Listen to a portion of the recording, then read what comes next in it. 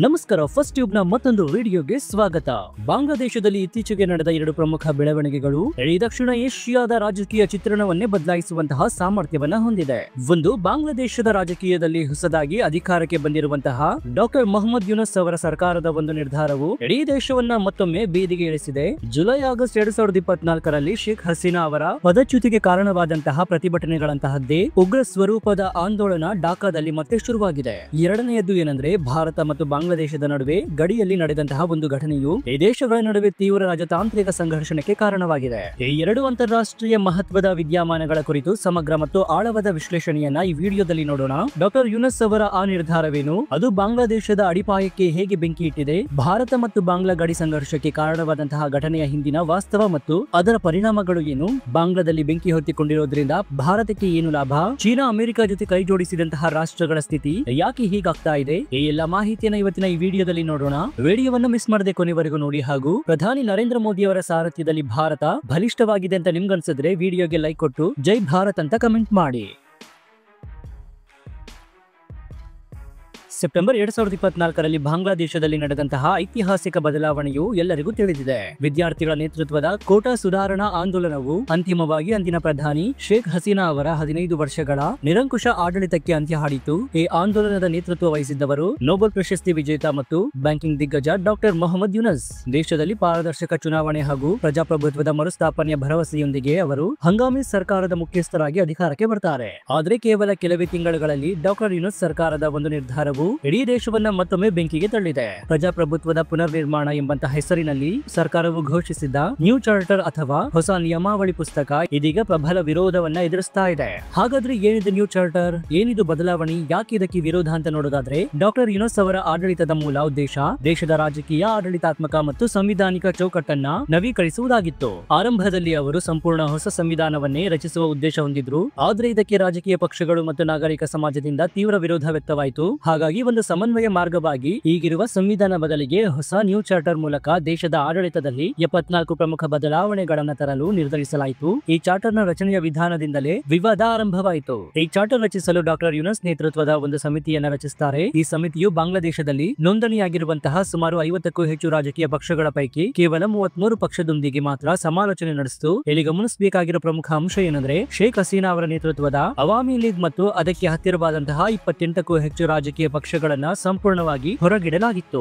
Doctor Yunus ಆಡಳಿತದ ವಿರುದ್ಧ ವಿರೋಧ ವ್ಯಕ್ತಪಡಿಸುವ ಅಂದ್ರೆ ಮೊಹಮ್ಮದ್ ಯೂನಸ್ ಆಡಳಿತಕ್ಕೆ ವಿರೋಧವಾಗಿರುವ ಪಕ್ಷಗಳನ್ನೇ ಉದ್ದೇಶಪೂರ್ವಕವಾಗಿ ಹೊರಗಿಡಲಾಗಿದೆ ಅಂತ ಈ ಪಕ್ಷಗಳು ಆರೋಪಿಸಿವೆ. ಹಂಗಾಮಿ ಸರ್ಕಾರವು ಎಲ್ಲವನ್ನ ವಿಶ್ವಾಸಕ್ಕೆ ತೆಗೆದುಕೊಂಡು ಮುನ್ನಡೆಸಬೇಕಾದಂತಹ ಸಂದರ್ಭದಲ್ಲಿ ಪ್ರಮುಖ ವಿರೋಧಿಗಳನ್ನ ದೂರವಿಟ್ಟು ಚಾರ್ಟರ್ ನ ವಿಶ್ವಾಸಾರ್ಹತೆ ಕುಗ್ಗಿಸಲು ಮೊದಲ ಕಾರಣವಾಯಿತು. ಇನ್ನು 84 ಬದಲಾವಣೆಗಳ ಪೈಕಿ ಕೇವಲ 1/3 ಭಾಗದ ಬದಲಾವಣೆಗಳಿಗೆ ಮಾತ್ರ ಬಹುಮತದೊಂದಿಗೆ ರಾಜಕೀಯ ಪಕ್ಷಗಳ ಒಪ್ಪಿಗೆ ದೊರೆತಿದೆ. ಉಳಿದ ಬದಲಾವಣೆಗಳು ದೇಶದ ರಾಜಕೀಯ ಹಿತಾಸಕ್ತಿಗಳಿಗೆ ವಿರುದ್ಧವಾಗಿದೆ ಅಂತ ಪ್ರಮುಖ ಪಕ್ಷಗಳು ತಿರಸ್ಕರಿಸಿವೆ. ಇನ್ನು ಈ ಚಾರ್ಟರ್ ನ ಅತ್ಯಂತ ವಿವಾದಾತ್ಮಕ ಅಂಶಗಳೇನೆಂದ್ರೆ, ಡಾಕ್ಟರ್ ಯೂನಸ್ ಅವರು ತಮ್ಮ ಆಡಳಿತಾವಧಿಯನ್ನ ವಿಸ್ತರಿಸಲು ಅಥವಾ ಚುನಾವಣಾ ಪ್ರಕ್ರಿಯೆಗಳ ಮೇಲೆ ಹಂಗಾಮಿ ಸರ್ಕಾರದ ನಿಯಂತ್ರಣವನ್ನ ಬಲಪಡಿಸಲು ಅನುಕೂಲಕರವಾಗುವಂತಹ ಆಡಳಿತಾತ್ಮಕ ಬದಲಾವಣೆಗಳನ್ನ ಸೇರಿಸಿದ್ದಾರೆ ಎಂಬ ಆರೋಪ ಕೂಡ ಇದೆ. ಈ ಬದಲಾವಣೆಗಳು ಬಾಂಗ್ಲಾದೇಶವನ್ನ ಪಾರದರ್ಶಕ ಪ್ರಜಾಪ್ರಭುತ್ವದತ್ತ ಕೊಂಡೊಯ್ಯುವ ಬದಲು ಯೂನಸ್ ಕೇಂದ್ರೀಯ ಸರ್ವಾಧಿಕಾರದತ್ತ ಒಯ್ಯಬಹುದು ಎಂದು ವಿಶ್ಲೇಷಿಸಲಾಗ್ತಾ ಇದೆ. ಇನ್ನು ಡಾಕ್ಟರ್ ಯೂನಸ್ ಅವರ ನ್ಯೂ ಚಾರ್ಟರ್ ಇಡೀ ಬಾಂಗ್ಲಾದೇಶ ಇತಿಹಾಸವನ್ನೇ ಬುಡಮೇಲು ಮಾಡುವಂತಹ ಪ್ರಯತ್ನವನ್ನ ಹೊಂದಿದೆ ಎಂಬುದು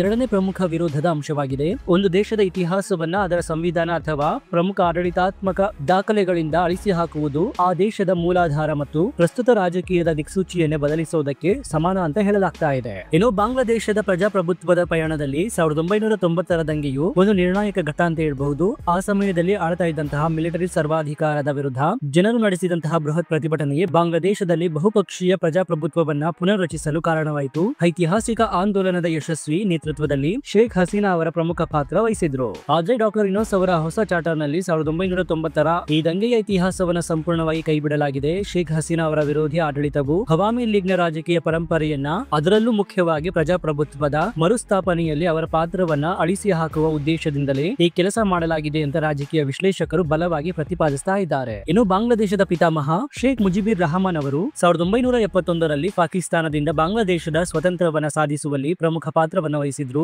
ಅವರ ಪರಂಪರೆ, ಆದರ್ಶಗಳು ಮತ್ತು ಇತಿಹಾಸವು ಬಾಂಗ್ಲಾದೇಶದ ರಾಷ್ಟ್ರೀಯ ಗುರುತಿನ ಮೂಲಾಧಾರವಾಗಿದೆ. ಆದ್ರೆ ಈ ಹೊಸ ಚಾರ್ಟರ್ನಲ್ಲಿ ಶೇಖ್ ಮುಜಿಬುರ್ ರಹಮಾನ್ ಅವರ ಇತಿಹಾಸ ಮತ್ತು ಕೊಡುಗೆಗಳನ್ನು ಸಹ ಸಂಪೂರ್ಣವಾಗಿ ನಿರ್ಲಕ್ಷಿಸಲಾಗಿದೆ ಅಥವಾ ಕಡೆಗಣಿಸಲಾಗಿದೆ ಎಂಬಂತಹ ಆರೋಪಗಳು ಕೂಡ ಕೇಳಿ ಬಂದಿದೆ. ಇದು ಶೇಖ್ ಹಸೀನಾ ಅವರ ತಂದೆಯ ಪರಂಪರೆಯನ್ನ ನಾಶಪಡಿಸುವ ಮೂಲಕ ಅವಾಮಿ ಲೀಗ್ ನ ಪ್ರಭಾವವನ್ನ ಸಂಪೂರ್ಣವಾಗಿ ಅಳಿಸಿ ಹಾಕುವ ತಂತ್ರದ ಭಾಗವಾಗಿದೆ ಅಂತ ವಿರೋಧಿಗಳು ದೂರ್ತಾ ಇದ್ದಾರೆ. ಇನ್ನು ನ್ಯೂ ಚಾರ್ಟರ್ ಕುರಿತಾದಂತಹ ಅತಿ ದೊಡ್ಡ ವಿವಾದ ಏನಂದ್ರೆ ಅದು ಬಾಂಗ್ಲಾದೇಶದ ಮೂಲ ಸ್ವರೂಪವನ್ನೇ ಬದಲಿಸುವಂತಹ ಅಪಾಯವನ್ನ ಹೊಂದಿದೆ ಎಂಬುದು. ಈ ಚಾರ್ಟರ್ ನಲ್ಲಿ ಅಳವಡಿಸಲಾಗಿರುವಂತಹ ಒಂದು ನಿರ್ದಿಷ್ಟ ಬದಲಾವಣೆಯು ಬಾಂಗ್ಲಾದೇಶವನ್ನ ಜಾತ್ಯತೀತ ರಾಷ್ಟ್ರದ ಸ್ಥಾನಮಾನದಿಂದ ಸಂಪೂರ್ಣವಾಗಿ ಇಸ್ಲಾಮಿಕ್ ರಾಷ್ಟ್ರದತ್ತ ಒಯ್ಯುವಂತಹ ಸ್ಪಷ್ಟ ಸೂಚನೆಯನ್ನ ನೀಡಿದೆ. ಇನ್ನು ಬಾಂಗ್ಲಾದೇಶದ ಮೂಲ ಸಂವಿಧಾನದಲ್ಲಿ ಭಾರತದ ಸಂವಿಧಾನದಂತೆಯೇ ಜಾತ್ಯತೀತತೆ ಎಂಬುದು ಒಂದು ಪ್ರಮುಖ ಆಧಾರ ಸ್ತಂಭವಾಗಿತ್ತು. ಜಾತ್ಯತೀತತೆ ಅಂದ್ರೆ ಎಲ್ಲಾ ಧರ್ಮಗಳಿಗೆ ಸಮಾನ ಗೌರವ, ರಾಜ್ಯವು ಯಾವುದೇ ನಿರ್ದಿಷ್ಟ ಧರ್ಮಕ್ಕೆ ಪ್ರಾಮುಖ್ಯತೆ ನೀಡದಿರುವುದು, ಧರ್ಮದ ಆಧಾರದ ಮೇಲೆ ಯಾವುದೇ ತಾರತಮ್ಯ ಇಲ್ಲದಿರುವುದು. ಡಾಕ್ಟರ್ ಮೊಹಮ್ಮದ್ ಯೂನಸ್ ಅವರ ನ್ಯೂ ಚಾರ್ಟರ್ ನಲ್ಲಿ ಈ ಜಾತ್ಯತೀತತೆ ಎಂಬ ಪದವನ್ನೇ ಕೈಬಿಡಲಾಗಿದೆ.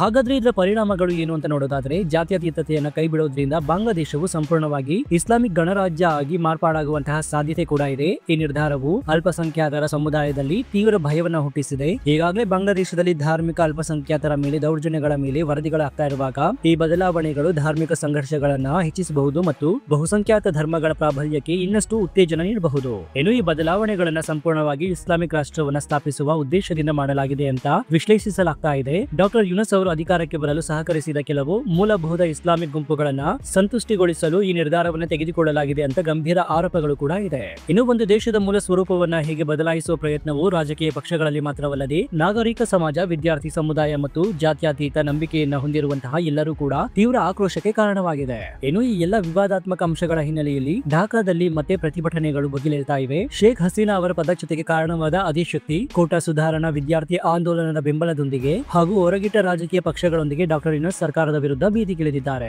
ಪ್ರತಿಭಟನೆಗಳು ಶೀಘ್ರವಾಗಿ ತೀವ್ರ ಸ್ವರೂಪಕ್ಕೆ ತಿರುಗುತ್ತವೆ. ಸಾವಿರಾರು ಜನರು ರಾಜಧಾನಿ ಢಾಕಾದಲ್ಲಿ ಜಮಾಯಿಸಿ ನ್ಯೂ ಚಾರ್ಟರ್ ರದ್ದುಗೊಳಿಸಿ ಮತ್ತು ಯೂನಸ್ ಗೋ ಬ್ಯಾಕ್ ಎಂಬಂತಹ ಘೋಷಣೆಯನ್ನು ಕೂಗ್ತಾ ಇದ್ದಾರೆ. ಕೆಲವು ದೇಶಗಳಲ್ಲಿ ಪ್ರತಿಭಟನಾಕಾರರು ಮತ್ತು ಪೊಲೀಸರ ನಡುವೆ ತೀವ್ರ ಘರ್ಷಣೆಗಳು ನಡೀತಾ ಇವೆ. ಕಳೆದ ಬಾರಿಯಂತೆಯೇ ಪೊಲೀಸರು ಪರಿಸ್ಥಿತಿಯನ್ನು ನಿಯಂತ್ರಿಸಲು ವಿಫಲರಾಗ್ತಾ ಇದ್ದಾರೆ. ಇನ್ನು ಡಾಕ್ಟರ್ ಯೂನಸ್ ಅವರ ಪಾರದರ್ಶಕತೆ ಮತ್ತು ಪ್ರಜಾಪ್ರಭುತ್ವದ ಪುನರ್ಸ್ಥಾಪನೆಗಾಗಿ ಅಧಿಕಾರಕ್ಕೆ ಬಂದರು. ಆದ್ರೆ ಅವರ ಇತ್ತೀಚಿನ ನಡೆಗಳು, ವಿಶೇಷವಾಗಿ ರಾಜಕೀಯ ವಿರೋಧಿಗಳನ್ನ ಹೊರಗಿಡುವುದು ಮತ್ತು ಇತಿಹಾಸವನ್ನ ತಿರುಚುವ ಪ್ರಯತ್ನಗಳು ಅವರ ಹಿಂದಿನ ನಿರಂಕುಶ ಪ್ರಧಾನಿಯಂತೆಯೇ ಆಡಳಿತ ನಡೆಸುವ ಇರಾದೆಯನ್ನು ತೋರಿಸ್ತಾ ಇದ್ದಾರೆ ಎಂಬುವಂತಹ ಟೀಕೆಗಳು ಕೂಡ ವ್ಯಕ್ತವಾಗಿದೆ. ಇನ್ನು ಬಾಂಗ್ಲಾದೇಶದಲ್ಲಿನ ಪ್ರಸ್ತುತ ಪರಿಸ್ಥಿತಿ ಕಳೆದ ಆಗಸ್ಟ್ ತಿಂಗಳನ್ನ ನೆನಪಿಸುತ್ತೆ.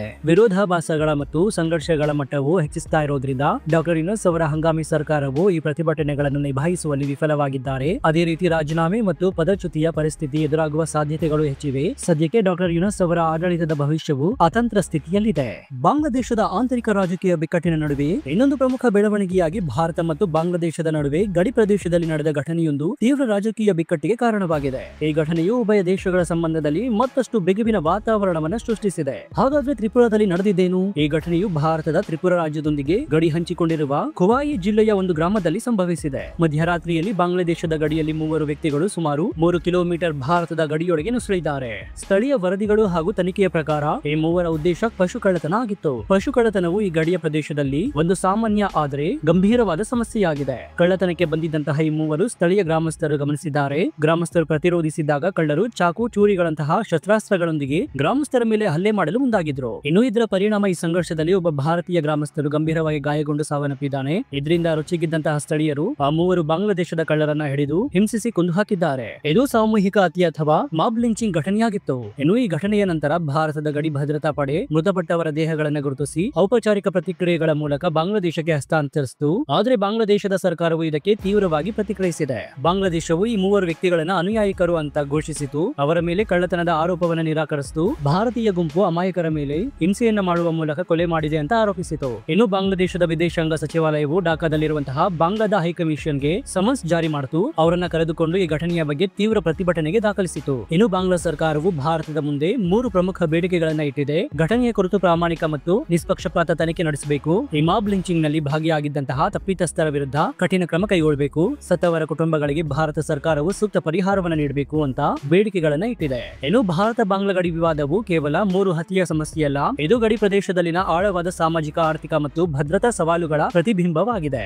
ಭಾರತ ಮತ್ತು ಬಾಂಗ್ಲಾದೇಶದ ನಡುವೆ ಗಡಿ ಅಂತಾರಾಷ್ಟ್ರೀಯ ಮಾನ್ಯತೆಗಳನ್ನ ಹೊಂದಿದ್ರು ಕೂಡ ಇದು ಅಕ್ರಮ ಚಟುವಟಿಕೆಗಳಿಗೆ ಒಂದು ಹಾಟ್ಸ್ಪಾಟ್ ಆಗಿದೆ. ಪಶುಕಳ್ಳ ಸಾಗಾಣಿಕೆ ಇದರಲ್ಲಿ ಪ್ರಮುಖ ಪಾತ್ರವನ್ನು ವಹಿಸುತ್ತೆ. ಬಾಂಗ್ಲಾದೇಶದಲ್ಲಿ ಭಾರತೀಯ ಜಾನುವಾರುಗಳಿಗೆ ವಸ್ತುಗಳಿಗೆ ಹೆಚ್ಚಿನ ಬೇಡಿಕೆ ಮತ್ತು ಮಾರುಕಟ್ಟೆ ಮೌಲ್ಯವಿದೆ. ಇದು ಕಳ್ಳ ಸಾಗಾಣೆ ಜಾಲಗಳಿಗೆ ಆಕರ್ಷಕ ಲಾಭವನ್ನ ತರುತ್ತೆ. ಇನ್ನು ಕಳ್ಳ ಸಾಗಾಣಿಕೆ ಯಶಸ್ವಿಯಾಗಲು ಬಾಂಗ್ಲಾದೇಶದ ಕಳ್ಳರಿಗೆ ಭಾರತದೊಂದಿಗೆ ಸ್ಥಳೀಯ ಸಹಕಾರ ಅನಿವಾರ್ಯವಾಗಿದೆ. ಕೆಲವು ಭಾರತೀಯ ಗ್ರಾಮಸ್ಥರು ಹಣದ ಆಸೆಗಾಗಿ ಈ ಅಕ್ರಮ ಚಟುವಟಿಕೆಯಲ್ಲಿ ಭಾಗವಾಗಿದ್ದಾರೆ. ಇದು ರಾಷ್ಟ್ರೀಯ ಭದ್ರತೆ ಮತ್ತು ಸ್ಥಳೀಯ ಶಾಂತಿಗೆ ಧಕ್ಕೆ ತರುತ್ತೆ. ಇನ್ನು ಕಳ್ಳತನಕ್ಕೆ ಬರುವವರು ಅನೇಕ ವೇಳೆ ಸ್ಥಳೀಯರ ಮೇಲೆ ಹಲ್ಲೆ ಮಾಡಲು ಸಿದ್ಧರಾಗಿರ್ತಾರೆ. ಹೀಗಾಗಿ ಗ್ರಾಮಸ್ಥರಿಂದ ಪ್ರತಿರೋಧ ಎದುರಾದಾಗ ಹಿಂಸಾರೂಪಕ್ಕೆ ತಿರುಗುವ ಸಾಧ್ಯತೆ ಕೂಡ ಹೆಚ್ಚಾಗಿದೆ. ಈ ಹಿನ್ನೆಲೆಯಲ್ಲಿ ಬಾಂಗ್ಲಾದೇಶವು ಮೃತರನ್ನ ಅಮಾಯಕರು ಅಂತ ಹೇಳುತ್ತಿರುವುದು ಅಪಹಾಸ್ಯವೆಂದು ಭಾರತೀಯರು ಭಾವಿಸಿದ್ದಾರೆ. ಯಾಕಂದ್ರೆ ಅಮಾಯಕರಾಗಿದ್ರೆ ಅವರು ಮಧ್ಯರಾತ್ರಿ ಅಕ್ರಮವಾಗಿ ಶಸ್ತ್ರಾಸ್ತ್ರಗಳೊಂದಿಗೆ ಗಡಿ ದಾಟಿ ಭಾರತದೊಳಗೆ 3 ಕಿಲೋಮೀಟರ್ ಪ್ರವೇಶಿಸಬೇಕಾದ ಅಗತ್ಯವಿರಲಿಲ್ಲ.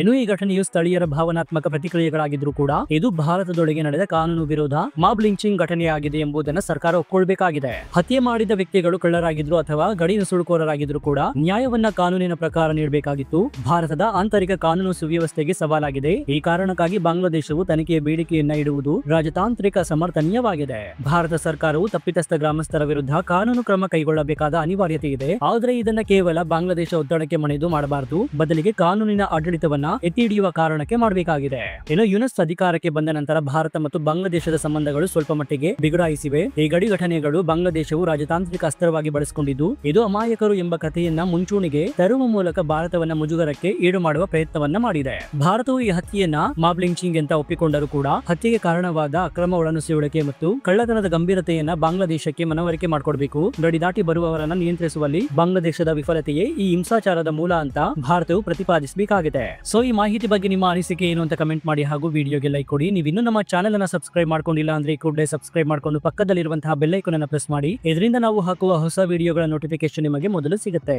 ಇದಾಗಿತ್ತು ಈ ಕ್ಷಣದ ವಿಶೇಷ. ನೋಡ್ತಾ ಇರಿ ಫಸ್ಟ್ ನ್ಯೂಸ್ ಕನ್ನಡ. ಧನ್ಯವಾದ.